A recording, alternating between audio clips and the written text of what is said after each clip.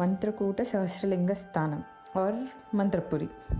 ఇదేంటి అనుకోవద్దు, ఇది బేసికలీ మంతని, కరీంనగర్ నుంచి 70 కిలోమీటర్ డిస్టెన్స్లో ఉన్న ఒక ఊరు. మంతని గోదావరి నది చుట్టూ ఉంది. యాక్చువల్లీ ఏంటి అని అంటే ఇది చాలా హిస్టారికల్ బ్యాక్గ్రౌండ్ ఉన్న ఒక ప్లేస్ అనమాట. దీంట్లో గల్లీకి చాలా గుళ్ళు ఉన్నాయి. మెయిన్ థింగ్ ఇంకొకటి ఏంటి అని అంటే లైక్ ఇది ఆది గురు శంకరాచార్యుల వారు విజిట్ చేసిన ప్లేస్ అనమాట.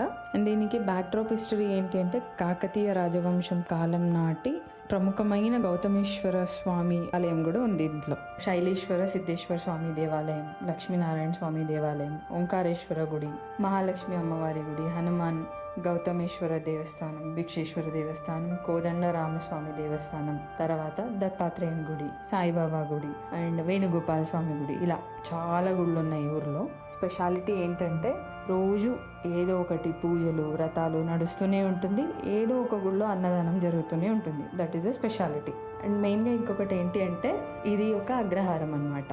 ఇంకొకటి ఏంటి స్పెషాలిటీ అంటే ఈ ఊర్లో ఇదే గోదావరి నది ఒడ్డునున్న గుడిలో సరస్వతి అమ్మవారి గుడి ఉంది. ఈ గుడి స్పెషాలిటీ అమ్మవారు బాల సరస్వతి రూపంలో ఉంటారు.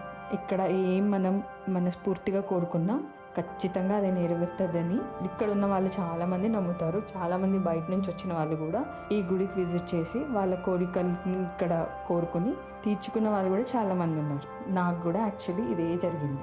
ఇంకొక స్పెషాలిటీ ఏంటి అంటే సరస్వతి అమ్మవారి గుడిలో మెయిన్గా వీణ కుడివైపున నిలువుగా పెట్టుకుని ఉంటారు. అంటే ఇట్లాంటి స్పెషల్ విగ్రహం ఆల్మోస్ట్ మన ఇండియాలో ఎక్కడ కూడా కనిపించదు. That is a speciality.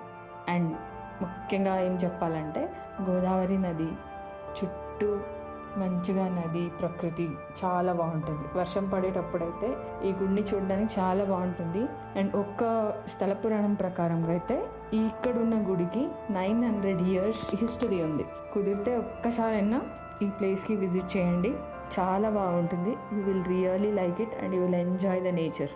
Like, share and subscribe if you like it.